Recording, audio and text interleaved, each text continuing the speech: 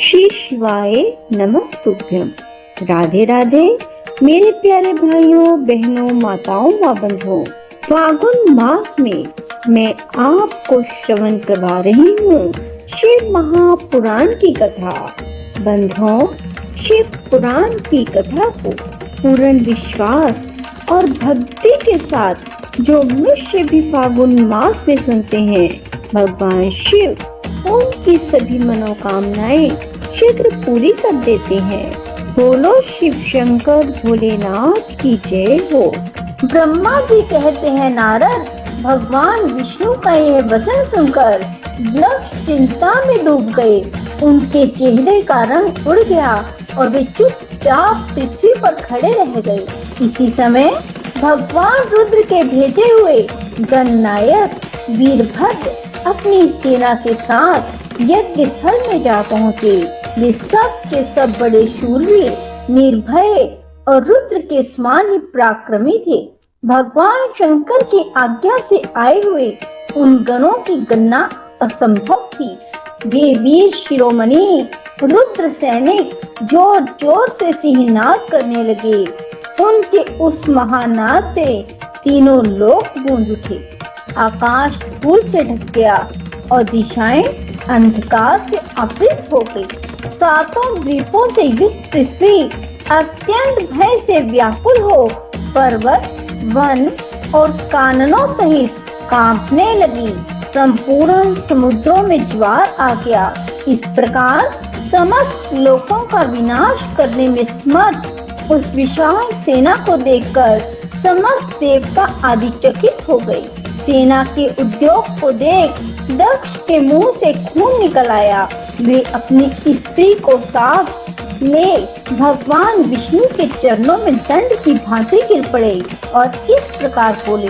दक्ष ने कहा, विष्णु महाप्रभो, आपके बल से ही मैंने इस महान यज्ञ का आरंभ किया है। सत्कर्म की सिद्धि के लिए आप ही प्रमाण माने गए। विष्णु, आप कर्मों के साक्षी और यज्ञों के प्रतिपालक हैं। महाप्रभो, आप वेदों, धर्म और ब्रह्मा जी के रक्षक हैं। अतः प्रभो, आपको मेरे इस यज्ञ की रक्षा करनी चाहिए, क्योंकि आप सबके प्रभु हैं। ब्रह्मा जी कहते हैं, दक्ष की अत्यंत दीनता पूर्ण बात सुनकर भगवान विष्णु इस समय शिव तत्व से विमुख हुए। दक्ष को समझाने के लिए इस प्रकार बोले। श्री विष्णु ने कहा, दक्ष, इसमें संदेह नहीं कि मुझे तुम्हारे यज्ञ की रक्षा करनी चाहिए, क्योंकि धर्म परिपालन विषय जो मेरी सत्य प्रतिज्ञा है वह सर्वत्र विख्यात है। परंतु दक्ष, मैं जो कुछ कहता हूँ उसे तुम सुनो। इस समय अपनी क्रूरता पूर्ण बुद्धि को त्याग दो। देवताओं के क्षेत्र नैमिषारण्य में जो अद्भुत घटना घटित हुई थी, क्या तुम अपनी कुबुद्धि के कारण उसे भूल गए? यहाँ कौन भगवान रुद्र के कोप से तुम्हारी रक्षा करने में समर्थ है? दक्ष, तुम्हारी रक्षा किसको अभिमत नहीं है, परंतु जो तुम्हारी रक्षा करने को उद्यत होता है वह अपनी दुर्बुद्धि का ही परिचय देता है। दुर्मते, क्या कर्म है क्या अकर्म, इसे तुम नहीं समझ पा रहे हो। केवल कर्म ही कभी कुछ करने में समर्थ नहीं हो सकता। जिसके सहयोग से कर्म में कुछ करने की समर्थ्य आती है, उसी को तुम स्वकर्म समझो, उसी को तुम स्वकर्म समझो। भगवान शिव के बिना दूसरा कोई कर्म में कल्याण करने की शक्ति देने वाला नहीं है। जो शांत हो, ईश्वर में मन लगाकर उनकी भक्ति पूर्वक कार्य करता है, उसी को भगवान शिव तत्काल उस कर्म का फल देते हैं। जो मनुष्य केवल ज्ञान का सहारा ले अनिश्वरवादी हो जाते या ईश्वर को नहीं मानते हैं, वे शतकोटि कल्पों तक नरक में ही पड़े रहते हैं। फिर वे कर्म पाश में बंधे हुए जीव प्रत्येक जन्म में नरकों की यातना भोगते हैं, क्योंकि वे केवल सकाम कर्म के ही स्वरूप का आश्रय लेने वाले होते हैं। ये शत्रुमर्दन वीरभद्र जो यज्ञशाला के आंगन में आ पहुँचे हैं। भगवान रुद्र की क्रोध अग्नि से प्रकट हुए हैं। इस समय समस्त रुद्रगणों के नायक ये ही हैं। ये हम लोगों के विनाश के लिए आए हैं, इसमें संशय नहीं है। कोई भी कार्य क्यों ना हो, वस्तुतः इनके लिए कुछ भी अशक्य है ही नहीं। ये महान समर्थशाली वीरभद्र सब देवताओं को अवश्य जिलाकर ही शांत होंगे, इसमें संशय नहीं जान पड़ता।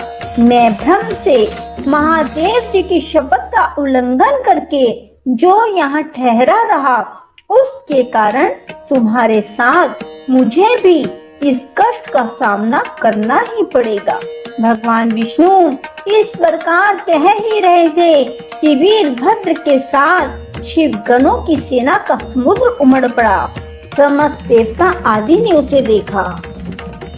ब्रह्मा जी कहते हैं, नारद, उस समय देवताओं के साथ शिव गणों का घोर युद्ध हुआ। उसमें सारे देवता पराजित हुए और भागने लगे। वे एक दूसरे का साथ छोड़कर स्वर्ग लोक में चले गए। उस समय केवल महाबली इंद्र आदि लोकपाली उस दारुण संग्राम में धैर्य धारण करके उत्सुकता पूर्वक खड़े रहे। तदंतर इंद्र आदि सब देवता मिलकर उस समर आंगन में बृहस्पति जी को विनीत भाव से नमस्कार करके पूछने लगे। लोकपाल बोले, गुरुदेव बृहस्पति, तात महाप्रज्ञ दयानिधे, शीघ्र बताइए, हम जानना चाहते हैं हमारी विजय कैसे हुई। उसकी यह बात सुनकर बृहस्पति ने प्रयत्न पूर्वक भगवान शंभु का स्मरण किया और ज्ञान दुर्बल महेंद्र से कहा। बृहस्पति बोले, इंद्र, भगवान विष्णु ने पहले जो कुछ कहा था वह सब इस समय घटित हो गया। मैं उसी को स्पष्ट कर रहा हूँ, सावधान होकर सुनो। समस्त कर्मों का फल देने वाला जो कोई ईश्वर है, वह कर्ता का ही आश्रय लेता है। कर्म करने वाले को ही उस कर्म का फल देता है। जो कर्म करता ही नहीं, उसको फल देने में वह भी समर्थ नहीं है।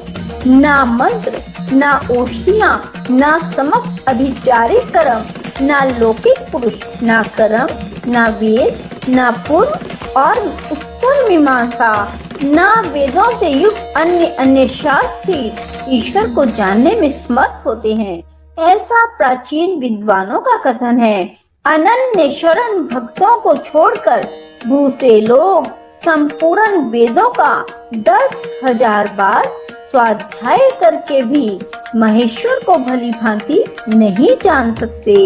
यह महाश्रुति का कथन है। अवश्य भगवान शिव के अनुग्रह से ही सर्वथा शांत, निर्विकार, उत्तम दृष्टि से सदा शिव के तत्व का साक्षात्कार हो सकता है। सुरेश्वर, क्या कर्तव्य है और क्या अकर्तव्य है, इसका विवेचन करना अभीष्ट होने पर मैं जो इससे सिद्धि का उत्तम अंश है, उसी का प्रतिपादन करूंगा। तुम अपने हित के लिए उसे ध्यान देकर सुनो। इंद्र, तुम लोकपालों के साथ आज नादान बनकर दक्ष यज्ञ में आ गए। बताओ तो यहाँ क्या पराक्रम करोगे। भगवान रुद्र जिनके सहायक हैं, ऐसे ये परम क्रोधी रुद्रगण इस यज्ञ में विघ्न डालने के लिए आए हैं और अपना काम पूरा करेंगे, इसमें संशय नहीं है। मैं सत्य सत्य कहता हूँ, इस यज्ञ के विघ्न का निवारण करने के लिए वस्तुतः तुम में से किसी के पास भी सर्वथा कोई उपाय नहीं है। बृहस्पति की ये बात सुनकर वे इंद्र सहित समस्त लोकपाल बड़ी चिंता में पड़ गए। तब महावीर रुद्र गणों से घिरे हुए वीरभद्र ने मन ही मन भगवान शंकर का स्मरण करके इंद्र आदि लोकपालों को डांटा और उसके पश्चात रुद्र गणों के नायक वीरभद्र ने रोष से भरकर तुरंत ही संपूर्ण देवताओं को तीखे बाणों से घायल कर दिया। उन बाणों की चोट खाकर इंद्र आदि समस्त सुरेश्वर भागते हुए 10 दिशाओं में चले गए। जब लोकपाल चले गए और देवता भाग खड़े हुए, तब वीरभद्र अपने गणों के साथ यज्ञशाला के समीप गए।